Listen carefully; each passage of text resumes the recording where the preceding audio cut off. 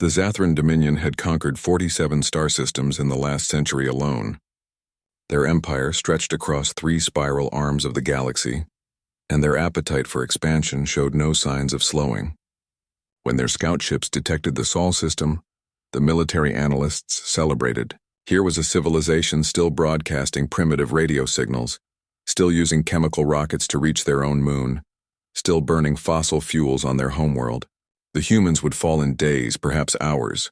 Fleet Commander Thazrik stood on the bridge of his flagship, the Eternal Triumph, watching the blue-green planet grow larger on the view screen. Earth, the humans called it, a single world, teeming with billions of lives that would soon become subjects of the Dominion. Behind his ship, 46 more warships cruised in perfect formation.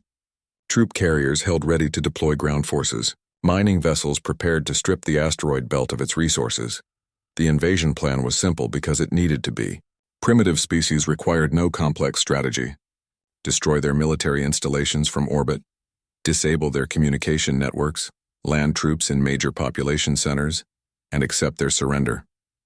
The Dominion had executed this plan dozens of times before, but something felt wrong. Thazrik's tactical officer had reported an anomaly 3 days ago. The automated mining stations in the asteroid belt had gone silent as the fleet approached. Not destroyed, just silent. Their energy signatures vanished. Their communication arrays stopped broadcasting and their navigation lights went dark. Then the stations orbiting Jupiter went quiet. Then Saturn. Then Uranus and Neptune. The tactical officer suggested caution. Perhaps the humans had more advanced warning systems than anticipated. Perhaps they were preparing a defense. Thazrik dismissed the concerns. What could a pre-FTL species possibly do against 47 warships equipped with plasma cannons and shield technology? The stations probably shut down automatically when they detected the fleet, a failsafe programmed by frightened primitives who knew they couldn't fight. The fleet established orbit around Mars without incident. The red planet sat empty and cold, showing signs of early terraforming attempts. Robotic rovers crawled across the surface. A small research station sat abandoned in the southern hemisphere. The humans had barely begun to colonize their own solar system. They were infants playing at spaceflight. Thazrik opened a channel to all ships. Begin orbital bombardment preparations. Target their military bases first, then their communication hubs. Leave the population centers intact. We need workers for the mining operations. His crew moved efficiently, targeting solutions appearing on tactical displays. Weapons powered up, humming with lethal energy. In minutes, they would rain fire on the unsuspecting planet below. Then a transmission cut through every channel on the fleet's communication array. A human voice speaking perfect Zathran, calm and measured. You have entered restricted space. Withdraw immediately. Laughter erupted across the bridge. Restricted space? These primitives thought they could restrict anything. Thazrik gestured for his communication officer to respond. This system now belongs to the Zathran Dominion. Prepare for immediate surrender or face total annihilation. Silence followed. Long, empty silence, Thazrik frowned. He had expected pleading, negotiations, desperate offers of tribute. Instead, nothing. He checked his displays. All systems showed green. Weapons ready, shields at maximum. Engines holding position perfectly. Communications send another message. Tell them they have 1 hour to respond with unconditional surrender. The communications officer tried, then tried again, then looked up with confusion in his multifaceted eyes. Commander, our transmitters are functioning, but the signal isn't leaving the ship. What do you mean it isn't leaving the ship? I mean the signal generates, travels to our transmission arrays, and then stops. It's as if space itself is refusing to carry it. Thazrik's scales prickled with unease. That was impossible. Space didn't refuse anything. Space was empty. A void. A medium through which all signals traveled. Run a diagnostic. It's probably just a malfunction. While the communications team worked, Thazrik studied the planet below. Cities glittered on the night side. So many lights, so much energy being wasted on illumination. He could see the orbital satellites, hundreds of them. Tiny primitive things compared to Dominion technology. None of them moved. None of them seemed to react to the massive fleet overhead. Why weren't the humans panicking? Commander, weapons have lost target lock. Thazrik spun to face his tactical officer. What? All targeting systems show errors. Not malfunctions, just errors. The systems are working perfectly, but they report being unable to establish firing solutions. A chill ran through Thazrik's body. Manual targeting. Use visual references if you have to. The tactical officer's claws clicked across his console, then stopped, then tried again. Commander, manual systems also show errors. Before Thazrik could respond, the lights went out. Not just on the bridge, but everywhere. Every display, every control panel, every indicator light throughout the entire ship vanished into darkness. Emergency lighting should have activated immediately. It didn't. Backup power should have kicked in within milliseconds. It didn't.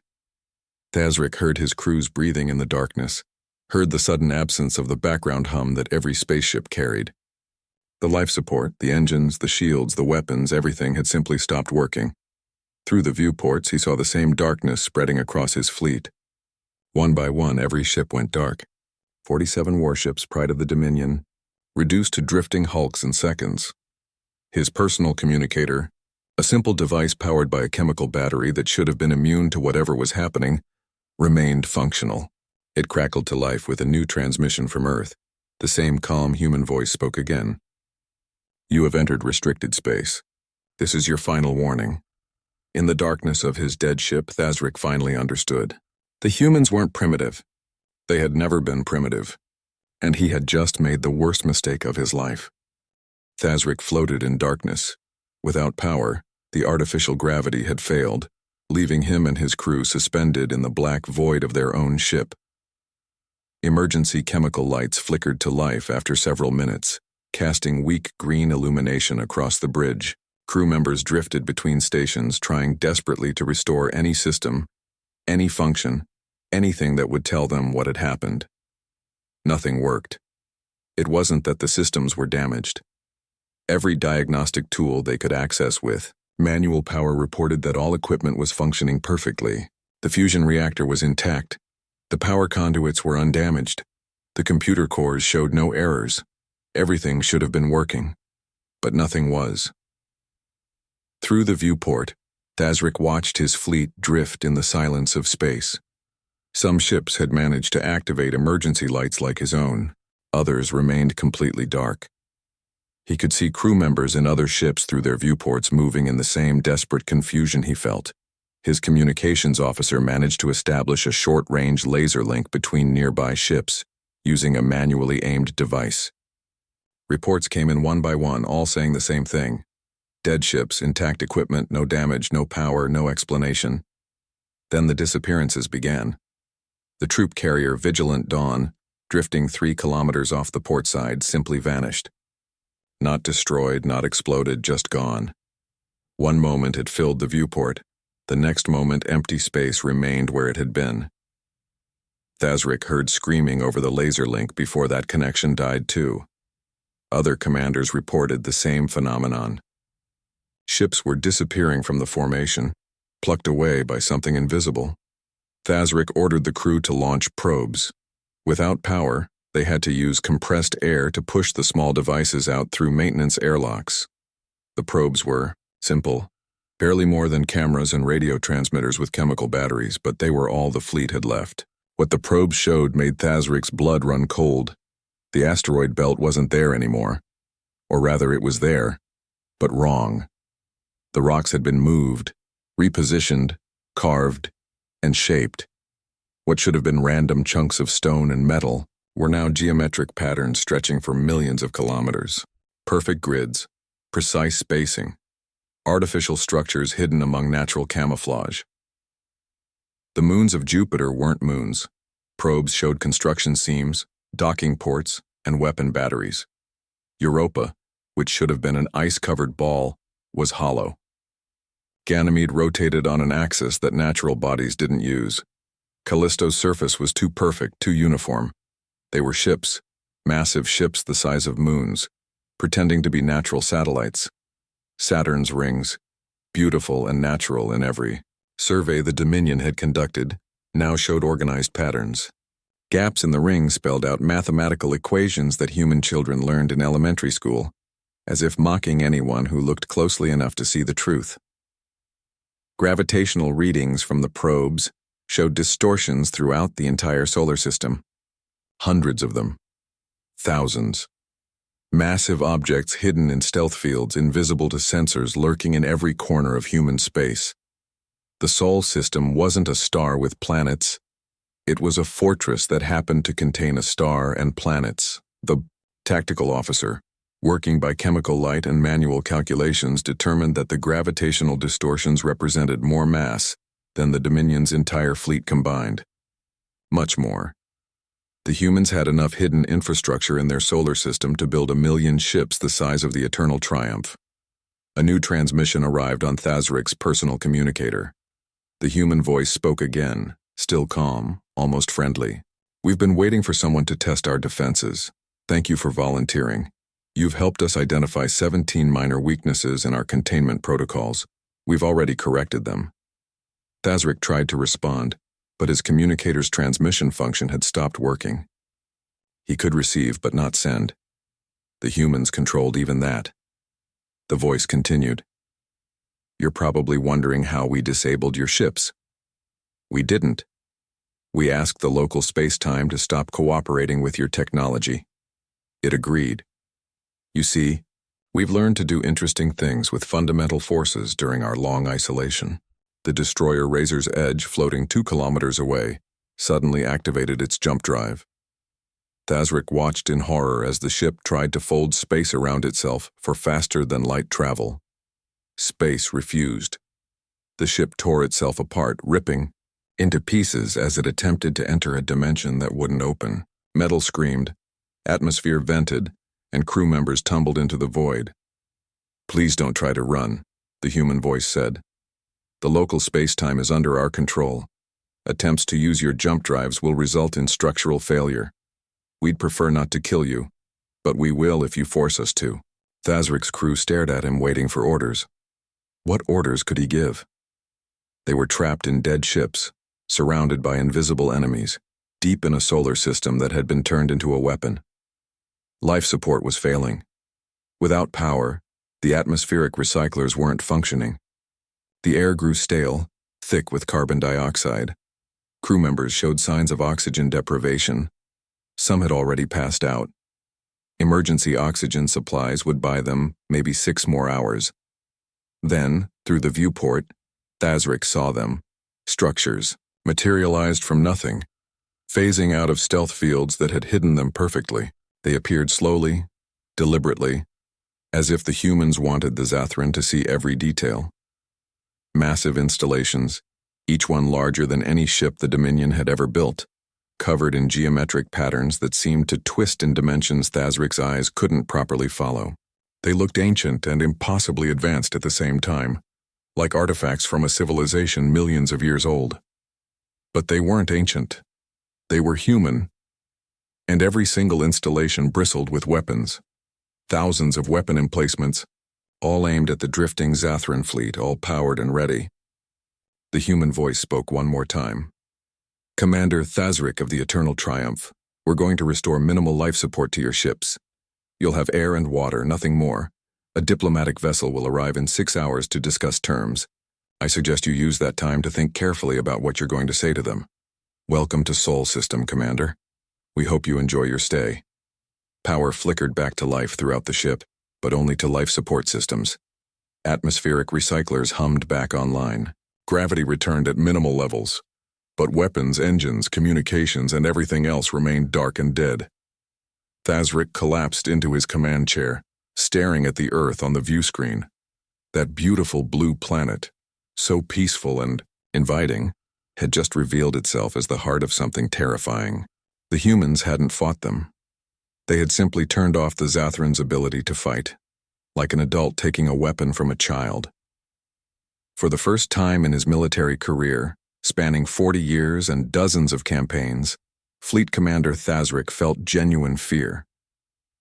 The Dominion's Supreme Council received the distress signals 3 days after the fleet went dark. Military analysts studied the garbled transmissions and declared them impossible. The Zathran fleet was the finest military force in that sector, equipped with weapons that could crack planets and shields that could withstand sustained bombardment. A primitive species using chemical rockets couldn't have defeated them. But the signals were real, and the fleet was silent. The Council dispatched Ambassador Kelthris on a diplomatic ship, flying under a white flag of peace and protected by every galactic convention of warfare. If the humans harmed a diplomatic vessel, every civilization in the galaxy would unite against them. It was an unbreakable rule, older than most spacefaring species. Kelthris approached the Sol system with extreme caution. Her ship's sensors detected the gravitational anomalies immediately, exactly as the probe data had shown. The asteroid belt pulsed with artificial gravity wells.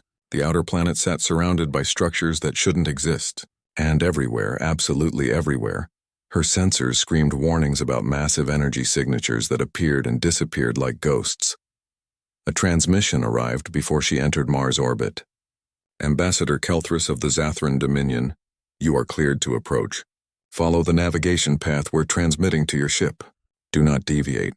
We have many automated defense systems, and accidents would be unfortunate. Her pilot followed the instructions precisely. The path took them past the disabled fleet, still drifting in the same positions where the humans had left them. Kelthris could see repair teams working on some ships trying desperately to restore systems. Nothing was working.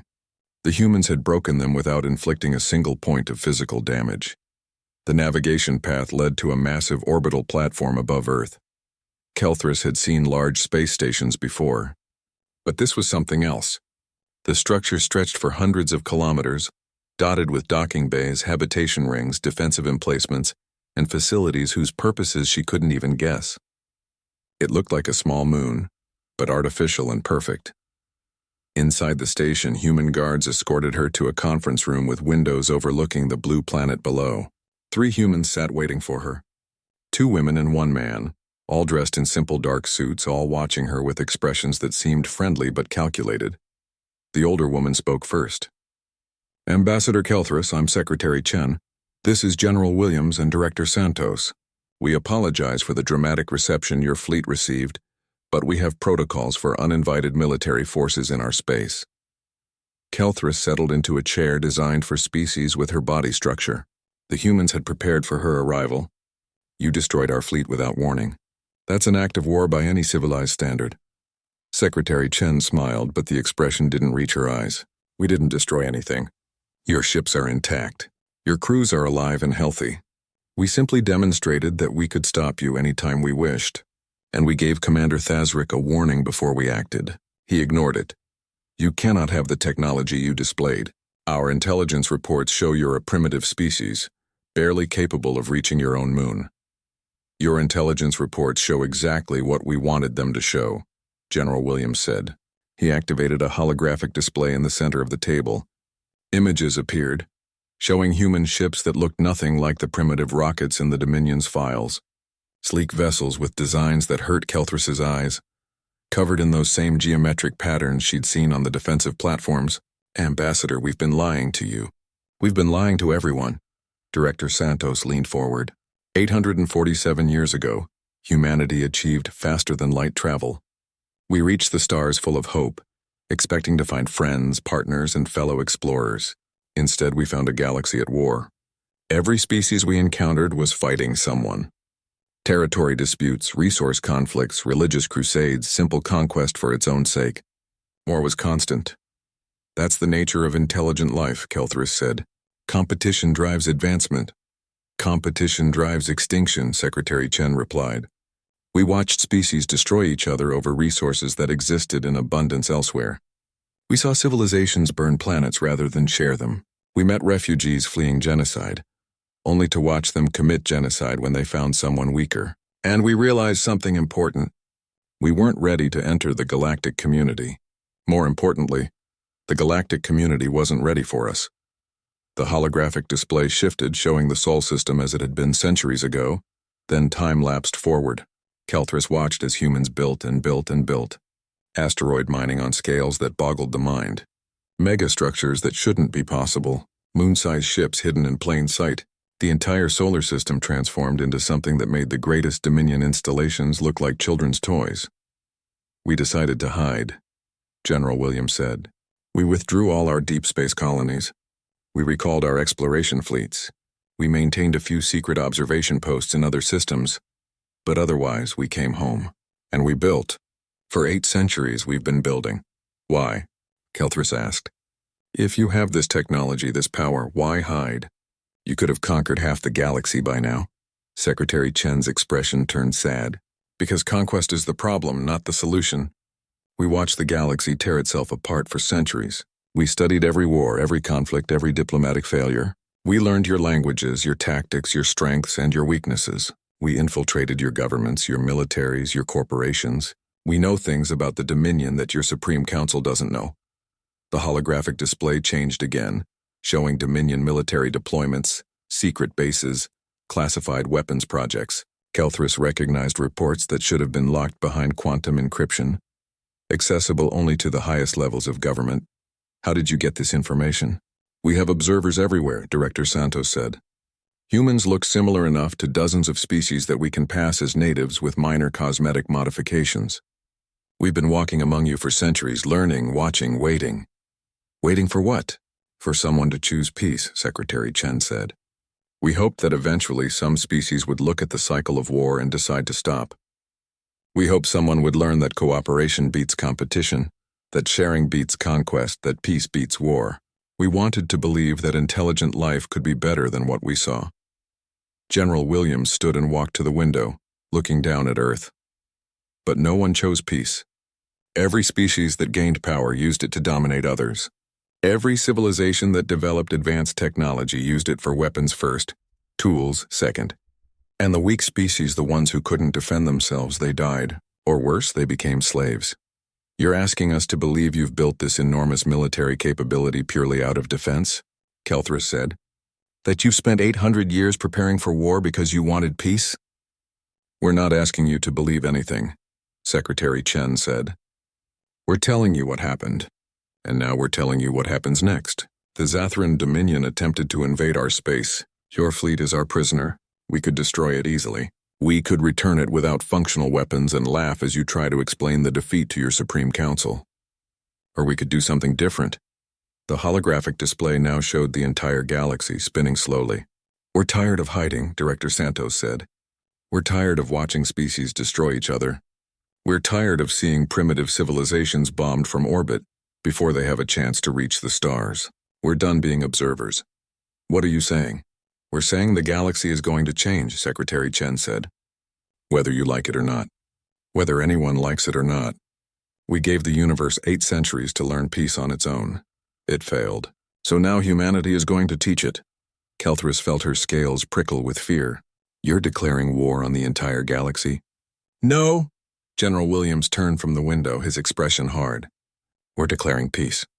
And anyone who disagrees is going to learn why humans spent 800 years preparing for this moment.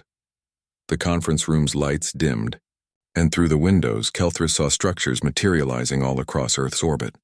Hundreds of them, thousands of them, appearing from stealth-like stars coming out at night, each one powerful enough to challenge a fleet. All of them aimed outward at the galaxy. We're sending you back to the Dominion with a message, Secretary Chen said. Gather your allies. Call your friends. Form whatever coalition you think you need. Then come back here and tell us whether the galaxy chooses peace or war. You have 30 days. Kelthris left the conference room in a daze, escorted back to her ship by silent human guards. As her vessel pulled away from the orbital platform, she looked back at Earth and understood the truth. The humans weren't primitives playing with fire. They were something far more dangerous. They were predators who had been hiding in plain sight, watching and learning, preparing for the moment when they would step out of the shadows and reveal themselves to be the apex species in the galaxy. And that moment had finally arrived. News of the Zathran defeat spread through the galaxy like fire through dry grass. At first, most civilizations dismissed it as propaganda or a negotiating tactic. The Dominion was powerful, yes, but not invincible. Surely they were exaggerating a minor setback to gain sympathy or support in some political maneuver. Then the humans started appearing. A human frigate, decloaked in the heart of the Korthan Empire's primary military shipyard, in orbit around their homeworld, surrounded by defense platforms and patrol fleets. It stayed exactly 60 seconds, broadcasting a simple message in perfect Korthan language. We see you. Then it vanished back into stealth, leaving the entire Korthan military scrambling to explain how a foreign vessel had penetrated their most secure facility without triggering a single alarm. A human diplomatic station materialized at the Galactic Senate, positioned perfectly in the center of the assembly hall. A human ambassador stepped out, requested membership for humanity in the galactic community, and presented credentials dating back 800 years. When the council laughed and denied the request, calling humans an unknown species with no verified history, the ambassador simply smiled. "We've been here all along. You just weren't looking carefully enough." The station vanished, taking the ambassador with it, leaving behind a holographic file containing surveillance footage from inside the Senate chambers, including private meetings that were supposed to be completely secure. Panic spread through civilized space faster than news had. If humans could go anywhere unseen, if they could penetrate any defense, enter any secure facility, access any classified information, then nowhere was safe. Intelligence agencies launched desperate investigations, trying to determine how many humans had infiltrated their governments. The investigations found evidence everywhere. Employees who had worked faithfully for decades suddenly revealed themselves as human observers before vanishing. Historical records showed humans present at major events throughout galactic history, standing in the background of photographs, mentioned briefly in footnotes, always there but never important enough to notice. The galaxy's major powers held an emergency summit. 7 civilizations sent their military leaders to a neutral station to discuss the human threat. The Zathran Dominion, humiliated by their defeat, argued for immediate military action. The Korthan Empire, still reeling from the shipyard incident, wanted a diplomatic solution. The Vrelian Compact suggested a trade embargo, cutting off any resources humans might need. Other species proposed everything from peace treaties to preemptive surrender. They formed a coalition. 10,000 warships from 7 civilizations, representing the largest combined military force ever assembled in galactic history. The fleet gathered at a staging point just outside the Sol system's outer boundary, making no attempt to hide their presence. Surely such an overwhelming display of force would make the humans negotiate seriously. Surely they would realize they couldn't fight the entire galaxy. The coalition's sensors detected no defensive preparations as they entered the Sol system. The moon-sized installations remained hidden in stealth. The geometric patterns in the asteroid belt looked like natural formations to anyone who didn't know what to look for. Even Earth's orbital defenses seemed minimal, just a few dozen platforms that the coalition's firepower could obliterate in seconds. Fleet Marshal Krendeth of the Korthan Empire commanded the coalition forces. He'd studied every scrap of intelligence about the Zathran defeat, analyzed every sensor reading, consulted with experts in theoretical physics and advanced warfare. His conclusion was that the humans had used some kind of localized disruption field to disable the Zathran ships. Powerful, yes, but limited in range. Against 10,000 ships spread across a wide formation, their disruption field would be useless. Some ships would get through, enough to force negotiations. A transmission arrived from Earth on all channels. A different human voice this time, younger, female, but with the same unsettling calm. "Welcome to Sol System. We've been expecting you. We're giving you one choice, and you need to understand it's the only choice you're going to get."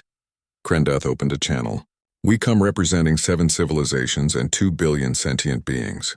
Your threats against the Zathran Dominion cannot be allowed to stand. You will surrender your military technology, submit to galactic authority, and join the civilized community under our terms, or face total economic and military isolation." "We're not interested in your terms," the human voice replied. "Here are ours. The galaxy establishes an immediate armistice authority, with mandatory peaceful arbitration for all disputes. All conquest-based expansion ends immediately. Species borders are frozen at current positions. Any civilization that breaks the peace answers to humanity." Laughter erupted across command channels. The audacity of these humans, dictating terms to the assembled might of 7 civilizations. Krendeth felt his blood pressure rising. "You cannot seriously believe we'll accept ultimatums from a single system species. We have 10,000 warships. You have clever tricks and stealth technology. The numbers speak for themselves." "Numbers matter less than you think," the human replied. "You're right that we're a single system species. You're wrong about what that means. We're not weak because we stayed home. We stayed home because we were building something that takes time and resources. We turned our entire solar system into a weapon, and now we're going to show you why." the coalition fleet opened fire. 10,000 ships launched missiles, plasma bolts, kinetic projectiles, and exotic energy weapons at Earth and its orbital defenses. Enough firepower to sterilize a dozen planets, all focused on humanity's homeworld. Nothing reached the surface. Point defense systems activated from positions that hadn't existed a microsecond earlier. Laser grids materialized in the path of incoming projectiles, vaporizing them instantly. Missiles detonated harmlessly against shields that phased into existence exactly where they were needed, before disappearing again. Energy weapons dispersed against gravitational lenses that bent space itself, redirecting attacks back toward the empty void. Every single shot was intercepted. Every single weapon was neutralized, and the humans hadn't fired a single shot in return. Then Earth's moon split open, not destroyed, not exploded, but opened like a mechanical iris. The lunar surface, which had looked natural and ancient, revealed itself as a massive door. Inside, gleaming under artificial lights, sat thousands of human warships, each one larger than anything in the Coalition fleet, each one armed with weapons the Coalition could only guess at, each one ready to launch. They poured out of the moon like insects from a disturbed hive, taking up positions around the Coalition fleet in perfect military formation. Within minutes, 10,000 Coalition ships found themselves surrounded by 15,000 human vessels, all armed and ready but not firing. The human voice spoke again. "We could have destroyed you the moment you entered our system. We still can. Our weapons are better than yours. Our ships are faster. Our shields are stronger. We've had 800 years to prepare for this moment, while you've been fighting among yourselves. But we'd rather not kill you. We'd rather you made a different choice." Admiral Krendath stared at the tactical display in disbelief. His sensors couldn't get accurate readings on the human ships. The hull materials seemed to absorb sensor beams. The power signatures fluctuated in patterns that made no sense, and the sheer size of the vessels dwarfed his own command ship, which was already considered one of the largest warships in the galaxy. "You've been hiding this fleet inside your moon?" he managed to ask. "This fleet and others," the human replied. "The moon is just one shipyard. We have others. Many others. Did you really think we spent 8 centuries building nothing but defensive platforms?" Krendath's communication panel lit up with priority transmissions from his fellow commanders. Reports were coming in from every Coalition homeworld. Human ships had appeared in orbit around every single planet represented in the Coalition fleet. Not attacking, just sitting there in perfect position to strike. A demonstration that humanity could reach any world in the galaxy whenever they wanted. The human voice continued. "Here's what happens now. You have 24 hours to decide. Accept our terms, establish a galactic armistice authority, and end the cycle of conquest that's been destroying civilizations for millennia. Or reject our terms and face the consequences. We won't negotiate. We won't compromise. We won't wait for you to build better weapons and try again. This is the moment where the galaxy chooses its future. You're demanding we surrender our sovereignty," Krendath said. "You're asking us to give up our right to expand, to compete, to pursue our own interests. We're asking you to stop killing each other over rocks and gas clouds," the human voice replied. "We're asking you to redirect your military budgets toward science, exploration, and development. We're asking you to build instead of destroy, and yes, we're using force to make you do it, because you've proven you won't do it voluntarily. This is tyranny." "Yes," the human said simply. "It is. We're the strong imposing our will on the weak. We're exactly what we hate about the rest of you. The difference is that we're imposing peace instead of war. We're protecting the defenseless instead of exploiting them. We're giving younger civilizations the chance to grow up without being conquered before they reach the stars. Is it tyranny? Absolutely. But it's the best kind of tyranny the galaxy has ever seen." The communication ended, leaving the Coalition fleet surrounded by human warships, all waiting silently for a response. Krendath looked at his tactical display, calculating odds, running scenarios, searching for any possible way to win a military confrontation. Every simulation ended the same way: total defeat. The humans had too many ships, too much firepower, too much technology that the Coalition didn't understand. But more importantly, the humans had already won. They had ships at every Coalition homeworld. They could strike anywhere, anytime. The fleet gathered here was meaningless. The real battle was already over, decided before it even began. The Coalition had 24 hours to choose between peace and extinction. Krendoth suspected he already knew which option they would pick. Survival always won over pride. 23 hours and 47 minutes after the human ultimatum, the Coalition transmitted their acceptance. Not because they wanted to, not because they believed in humanity's vision of peace, but because the alternative was extinction. Every military analyst, every strategic planner, every simulation program reached the same conclusion. Humanity could destroy any civilization in the galaxy, and there was nothing anyone could do to stop them. The Terran Concordat was established within a week. The agreement was simple and absolute. All member civilizations would submit their disputes to binding arbitration. All military expansion would cease immediately. All wars would end within 30 days with neutral human observers ensuring compliance. Species that were currently occupied would be freed. Refugees would be protected. Developing civilizations would be left alone to grow at their own pace. And if anyone broke the rules, humanity would respond. The galaxy waited for humans to reveal themselves fully, to establish colonies throughout known space, to claim resources and territory as payment for their enforcement of the peace. Military analysts predicted humanity would demand tribute, economic concessions, and political influence. After all, that's what powerful species did. That's how the galaxy worked.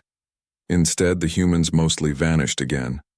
Small diplomatic stations appeared at key locations, modest facilities that housed human observers and arbitration teams. But the vast military infrastructure that humanity had revealed remained hidden. The moon closed back up, looking natural and ancient once more. The thousands of human warships disappeared into stealth. The installations throughout the Sol system faded from sensors as if they had never existed. Only one thing changed. Humanity established the Terran Guard, a military force dedicated solely to enforcing the Concordat. Small patrol ships appeared periodically throughout the galaxy, checking compliance, investigating reports of violence, and serving as a reminder that humanity was always watching. The first test came quickly. The Vrelian Compact, humiliated by their forced participation in the Concordat, decided to test humanity's resolve. They launched a quiet invasion of a pre-FTL species called the Neth, a peaceful race just beginning to develop fusion technology. The Vrelian fleet approached the Neth homeworld in stealth, planning to establish occupation before humanity could respond. A single human ship appeared, decloaking directly above the Vrelian fleet. No warnings, no negotiations. The human vessel disabled every Vrelian warship, with the same weaponless technology they had used on the Zathran. Then it towed the entire invasion fleet back to Vrelian space, depositing them in orbit around the Compact's homeworld, like a parent returning a child's stolen toys. The transmission that followed was brief. "This is your only warning.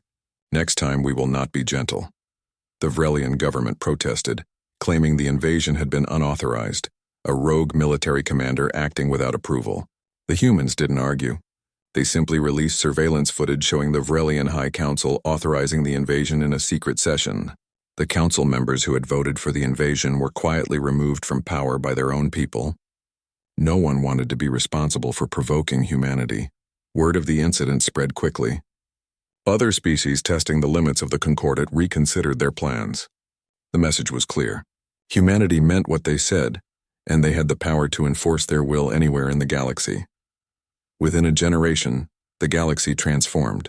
Military budgets were slashed across every civilization, with resources redirected toward infrastructure, education, and research. Wars that had raged for centuries ended abruptly, replaced by arbitration hearings where humans listened impartially to both sides and issued binding decisions. Some species hated the system, claiming it robbed them of their warrior traditions and cultural identity. Others embraced it, grateful for the peace. The human question became the galaxy's greatest mystery. Who were these beings who commanded such power yet chose to remain hidden? Conspiracy theories flourished. Some believed humans were ancient machines, artificial intelligences left behind by a long-dead civilization. Others thought they were extra-dimensional beings, not truly from Earth at all, but using it as a base of operations. A few conspiracy theorists claimed humans didn't exist, that the ships and stations were automated systems controlled by some unknown force. Religious movements formed around humanity. Some species worshipped them as gods sent to bring order to chaos. Others vilified them as demons, enslaving the galaxy in chains of forced peace. Most species simply accepted them as a fact of existence like gravity or entropy. Humanity was there, whether you liked it or not, and it was better to work within their system than fight against it. Inside the Sol system, humanity continued its existence largely unchanged. Children went to school, learning about the galaxy their ancestors had watched from afar. Adults worked in the vast industrial complexes hidden throughout the system, maintaining the ships and weapons that kept the peace. Scientists pushed the boundaries of physics even further, developing technologies that made their current capabilities seem primitive. The human government debated endlessly whether they had made the right choice. Critics argued they had imposed their will on species that never asked for help, becoming the very tyrants they had once hidden from. Supporters pointed to the millions of lives saved, the civilizations preserved, the young species given the chance to reach the stars without being conquered. The arguments never ended, but the concordat continued. A human patrol ship called the Quiet Vigil detected a new species broadcasting radio signals from a planet in an unexplored sector. The crew debated their response. Captain Sarah Chen, great-great-granddaughter of the secretary who had confronted the Zathran, studied the signals carefully. They were simple, primitive, full of hope and curiosity about the universe. Do we watch them like our ancestors watched everyone else? Her first officer asked. Let them discover the galaxy on their own terms? Sarah thought about the history files she'd studied in academy.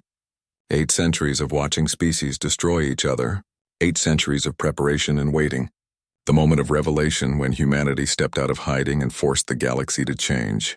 We watch, she decided. We protect them from anyone who might harm them. And when they're ready to reach the stars, we make sure they find a galaxy worth exploring. She transmitted orders to establish a stealth monitoring station in the system, far enough away that the new species would never detect it, close enough to respond if anyone threatened them. The Quiet Vigil moved on to its next patrol route, one of hundreds of human ships silently guarding the peace. Throughout the galaxy, in the spaces between stars, in the hidden facilities and stealth stations, humanity maintained its vigil. They had spent 800 years preparing for the moment they revealed themselves. Now they would spend however long it took, ensuring that revelation had been worth it. On Earth, children looked up at the night sky and learned about their role as guardians. They studied history, strategy, diplomacy, and technology. They prepared for the day when they would take their turn on patrol ships, in arbitration chambers, at observation posts watching species that didn't know they were being protected. The galaxy had peace now, not because species had learned to love each other, not because war had become unprofitable, not because diplomacy had finally succeeded. The galaxy had peace because humanity had decided it would have peace, and humanity had the power to enforce that decision. Whether that made them heroes or villains, history would eventually decide. But for now, in the quiet darkness between the stars, the Terrans watched and waited. They had revealed themselves to the galaxy once. They would not need to do so again. The galaxy knew they were there, knew they were watching, knew that breaking the peace meant facing the species that had turned an entire solar system into a fortress, and then forced the greatest military powers in known space to surrender without firing a shot. Humanity had finally stepped out of the shadows, and the galaxy would never be the same. In a small apartment on Earth, an old woman named Secretary Chen sat by her window looking up at the stars. She remembered the day Ambassador Kelthris had left their meeting, the fear in the Zathran's eyes, the weight of the decision humanity had made. Had they done the right thing? Had forcing peace been better than allowing war? She didn't know. She would never know.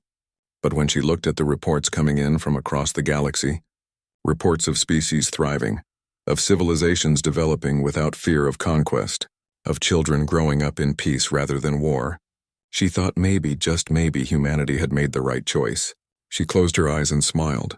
Somewhere out there, in the vast darkness of space, her granddaughter was on patrol, watching over species that would never know her name, protecting people who would never thank her, doing the job humanity had chosen for itself 800 years ago. The job of making sure the galaxy survived long enough to become something better than what it had been. And that, Secretary Chen thought as sleep took her, was enough.